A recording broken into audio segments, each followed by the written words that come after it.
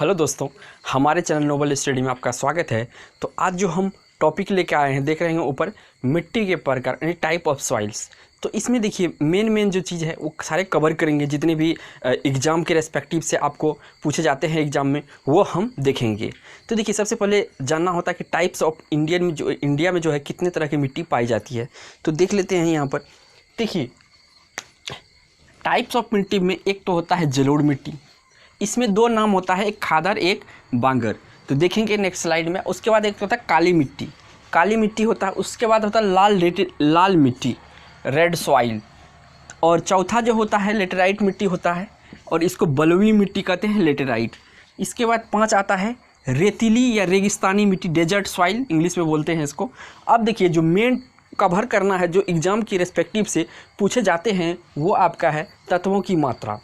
ये है तत्वों की मात्रा और विस्तारित एरिया, यानी कि पूछा जाता है कि जो काली मिट्टी है किस क्षेत्र में पाए जाते हैं या किस राज्य में बहुतायत से पाए जाते हैं, ऐसा सवाल आता है।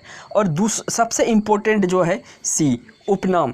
कितना बार एग्जाम में देखा जाता है किस मिट्टी को कपासी मिट्टी कहा जाता है, तो वो कहा जाता है आपका काली मिट्टी को। तो हम ये सारे टॉपिक कवर करेंगे इस वीडियो में। तो चलते हैं नेक्स्ट स्लाइड में।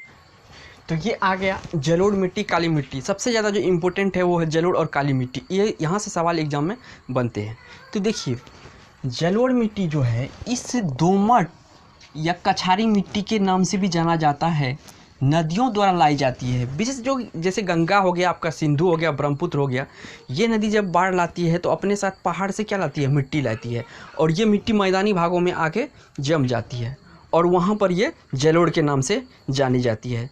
तो देखिए इस मिट्टी को खासियत ये है कि इसका 2 नाम होता है। जो पहले आके जम गई है नदियों द्वारा, तो उसे कहते हैं जलोढ़। उस जलोढ़ को मिट्टी को कहते हैं बांगर मिट्टी। और जो नई है, जो अभी अभी ताज़ा जमा है, उसको कहते हैं खादर मिट्टी।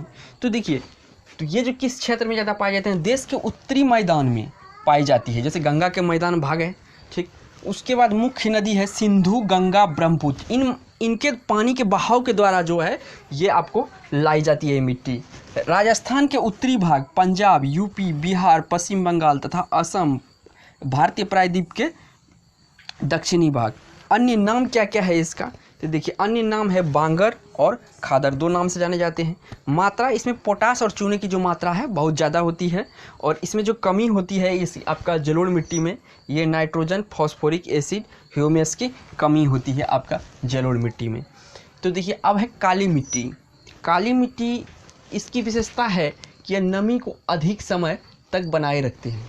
इस प्रकार की मिट्टी लावा प्रदेश में पाई जाती है। क्षेत्र है देख लीजिए, गुजरात, महाराष्ट्र, एमपी, आंध्र प्रदेश के पश्चिमी भाग और मैसूर के उत्तरी भाग में। अन्य नाम है, ये परीक्षा में अक्सर पूछे जाते हैं, कितना बार पूछा है ये, क्योंकि अन्य इसका जो है दूसरा नाम क्या है, कपासी या रेंगूर। ये दोनों याद रखिएगा, कपासी और रेंगूर, इसी को कहते हैं, काली मिट्टी को कहते हैं, इसी को कहा जाता है, क्योंकि कपास की खेती के लिए बहुत ज़्यादा उपयुक्त होता है। पोटास और चूना इसमें भी अधिक होता है, जलोढ़ की तरह इसमें भी अधिक होता है, चूना भी इसमें अधिक होता, प्रचुर मात्रा में होता है।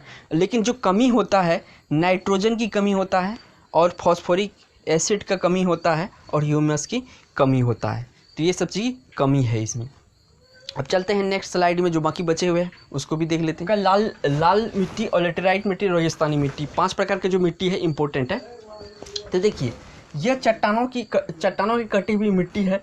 यह अधिकतर देश के दक्षिणी भाग में मिलता है, और जैसे महाराष्ट्र के दक्षिण पूर्वी भाग में, मद्रास में, आंध्र प्रदेश में, एमपी के पूर्वी भाग तथा उड़ीसा, झारखंड के छोटा नागपुर प्रदेश और पश्चिम बंगाल तक फैले हुए हैं। ह्यूमस इसमें प्रचुर मात्रा में मिलता है। जैसे कि आपने देखा था कि ह्यूमस की कमी किस मिट्टी में होता था, तो आपका जो जलोढ़ मिट्टी है और काली मिट्टी में ह्यूमस का कमी होता था। लेकिन इसमें ह्यूमस की प्रचुर मात्रा मिलता है, लेकिन अन्य तत्वों की कमी होता है, जैसे आपका नाइट्रोजन है, फॉस्फोरस है, तो ये सब की इसमें कमी होता है। तो लेटेराइट मिट्टी के क्षेत्र दक्षिण प्रायद्वीप के दक्षिण पूर्व की ओर पतली पट्टी के रूप में मिलते हैं। इन मिट्टियों को पश्चिम बंगाल, असम तक देखा जा सकता है। एक पट्टी सकरी के रूप में है ये, आपका पश्चिम बंगाल से असम तक। इसमें भी आपका लेटेराइट मिट्टी में भी ह्यूमस का प्रचुर मात्रा होता है, लेकिन अन्य तत्वों की कमी होता है, जैसे नाइट्रोजन हो गया और फॉस्फोरस हो गया। तो रेगिस्तानी मिट्टी, यह मिट्टी राजस्थान के थार प्रदेश में, पंजाब के दक्षिणी भाग में और राजस्थान के अन्य भागों में मिलता है। केवल सिर्फ थार अगर मरुस्थल में देखा जाए, थार जो मरुस्थल है उसमें लगभग 1,03,600 वर्ग किलोमीटर तक फैला हुआ है। ज़्यादातर आपका ये राजस्थान में ही है। और उपजाऊ की दृष्टि से अगर देखा जाए तो ये उपजाऊ की दृष्टि से बहुत ही कम उपजाऊ है, कम उपजाऊ। तो दोस्तों इस वीडियो में इतना ही। अगर वीडियो मेरा पसंद आए तो वीडियो को एक लाइक कर दीजिएगा।